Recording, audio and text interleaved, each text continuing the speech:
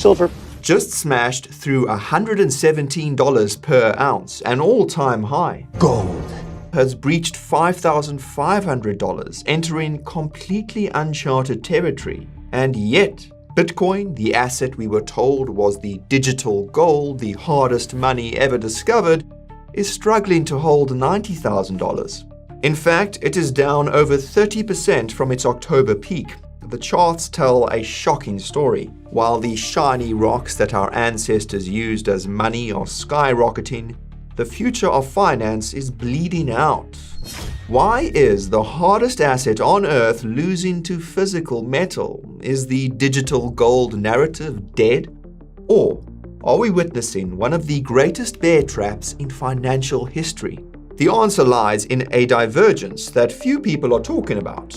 It involves a geopolitical crisis in Greenland, a massive rotation in institutional capital, and a structural supply deficit that could send silver even higher.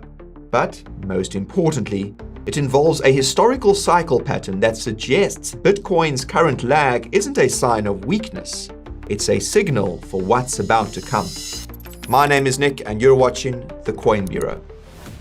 Before we begin, I am not a financial advisor, and nothing in this video is financial advice. It's just educational content intended to help you understand the macro forces shaping your portfolio in 2026. If that sounds good to you, smash that like button and let's get stuck in. First things first though, we need to look at the raw data because the divergence we're seeing right now is mind-boggling. If you've been watching the markets since the start of the year, you might feel like we're living in the twilight zone. Let's look at the numbers. According to the charts, silver didn't just have a good year in 2025, it skyrocketed 150%. And year-to-date in 2026, it's already up another 55%. Gold, the boomer rock that crypto Twitter loves to mock, surged 65% in 2025 and has continued its relentless march upward, currently trading above $5,000. Meanwhile, Bitcoin crashed from an all-time high of roughly $126,000 in October 2025 to around $88,000 by late January.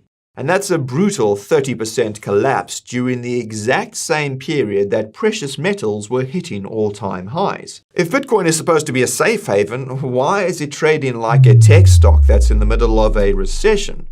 Well, to put things into perspective, we need to talk about the safe haven narrative. Because right now, that narrative is being tested like never before. When geopolitical tensions flare, whether it's the dispute over Greenland, the escalating tariff wars, or the fears of a US government shutdown, capital has a choice. It can flee to assets with 5,000 years of history, or it can flee to an asset with 15 years of history. And in late 2025 and early 2026, fear chose 5,000 years. The Greenland crisis specifically has rattled markets more than most people actually realize. When you have major geopolitical powers posturing over territory and resources in the Arctic, the uncertainty drives institutional money into the deepest and most liquid defensive assets available. And right now, that is gold. During the peak of the crisis panic in late 2025 and early January, we saw days where nearly $500 million exited Bitcoin ETFs in a single session. In total, Bitcoin ETFs hemorrhaged roughly $6 billion from late 2025 through early January 2026. But here is where things get interesting. That money didn't just disappear, it rotated. While Bitcoin ETFs were bleeding, gold ETFs globally attracted a staggering $89 billion in inflows throughout 2025. Capital isn't leaving the markets, it's rotating from digital to physical. Institutions faced with regulatory uncertainty from the Stalled Clarity Act and looming tax loss harvesting deadlines decided to park their wealth in the asset class that has survived every empire in history. And this begs the question, is Bitcoin actually a safe haven, or is it still just a risk asset? The uncomfortable truth is that Wall Street still treats Bitcoin like a high-growth tech stock. Bitcoin's correlation with the S&P 500 remains stubbornly high, sitting around 50% to 80% depending on the time frame. Meanwhile, its correlation with gold is at multi-year lows, hovering near zero. When the Nasdaq bleeds, Bitcoin bleeds. Until institutions formally reclassify Bitcoin as pristine collateral, as something that is beginning to happen with the CFTC's pilot programs but isn't fully operational, Bitcoin remains trapped in what we call the risk asset purgatory. But there's another factor at play here, specifically regarding silver. And this is something that the digital gold simply cannot compete with: industrial demand. Silver's rally is structural, not just speculative. Industrial demand for silver hit a record 680 million ounces in 2024, and that is nearly 60% of total global demand. Why? Well, because of the green energy transition and the AI boom are both built on silver. Now take solar panels, for instance. Each unit contains approximately 20 grams of silver. Battery electric vehicles, meanwhile, can consume up to 50 grams of silver each, twice as much as traditional combustion engines. But the real kicker is the AI data center boom. We often hear about the energy needs of AI, but we rarely hear about the physical infrastructure. To power these massive hyperscale data centers, companies are building a massive array of solar panels. A single 500 megawatt solar array, the kind needed to power one of these AI behemoths, requires somewhere between 5 and 12.5 metric tons of silver. Silver backs the AI boom. Silver backs the energy transition. Silver backs electrification. Bitcoin backs a monetary network. Now, don't get me wrong, that monetary network is valuable, but when fear dominates and industrial engines are revving up for a wartime protectionist economy, physical utility matters. And this is compounded by the fact that we are in the 5th consecutive year of a structural supply deficit in silver. We've burned through over 800 million ounces of cumulative deficit since 2021. The vaults are draining, and that is why silver is smashing all-time highs. So, does this mean that you should sell your Bitcoin and buy silver? Well, before you do anything rash, you need to understand the rotation theory. Because if history is any guide, the metals rally might actually be the best leading indicator for Bitcoin that we have. But before we get into that, you need to make sure that you aren't overpaying on fees when you do decide to make your moves. And that is why you should check out the Coin Bureau Deals page. Whether you're looking to trade crypto, gold, or stocks, we have negotiated exclusive sign-up bonuses worth up to $100,000, trading fee discounts of up to 50%, and deposit cashbacks with the best exchanges in the industry. Just hit the link in the description or scan this QR code on the screen. Now, these deals won't be around forever, and in markets moving this quickly, every single basis point counts. So, scan the code on the screen, grab the bonus below, and let's get back to the charts. Now, if you were paying attention earlier, you'll recall that I mentioned the rotation theory. History shows a distinct pattern in liquidity cycles. Metals pump first, and then Bitcoin pumps. Analysts have actually observed that gold typically leads Bitcoin by roughly 3 to 7 months. Now think back to 2020, for example. Gold hit an all-time high in August 2020.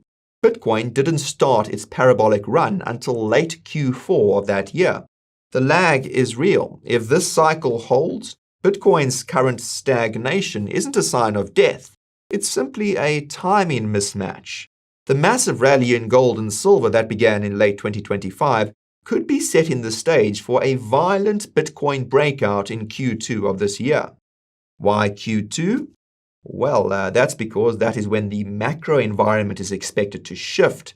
Right now, the market is pricing in the Federal Reserve resuming rate cuts around June 2026. When rates come down, liquidity expands, and when liquidity expands, capital rotates out of defensive havens like gold into faster horses like Bitcoin. The current divergence is frustrating, yes, but it is also mathematically consistent with previous cycles. And here is the news flash that bears are ignoring. While retail investors are panic selling because Bitcoin dropped 30%, larger investors have been buying the dip. And one example here has been strategy. During the so-called weakness of Q4 2025, strategy didn't sell. They accumulated a staggering $20.5 billion worth of Bitcoin. And they didn't stop there. In a single week in early January 2026, while the ETFs were bleeding, Strategy scooped up another $1.25 billion.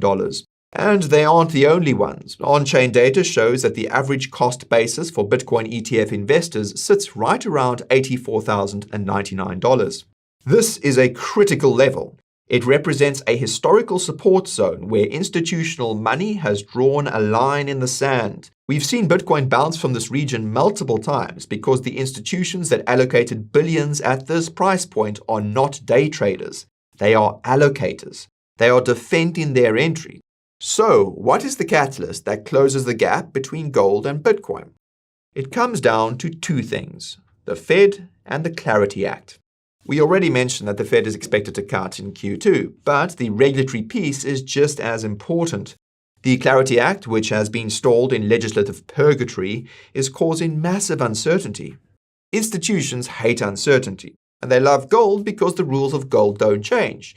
But if we get clarity, if the stalled legislation finally moves forward, potentially later this spring, that regulatory risk premium evaporates. And when it does, Bitcoin's risk-on properties combined with its hard money properties create a perfect storm for the upside. And this brings us to the verdict. Is the digital gold narrative broken? Is it? Is it?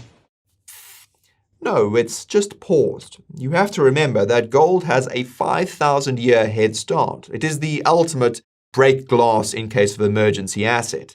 Bitcoin has been around for 15 years. It's still a teenager. It behaves like a teenager, volatile, moody, and occasionally brilliant.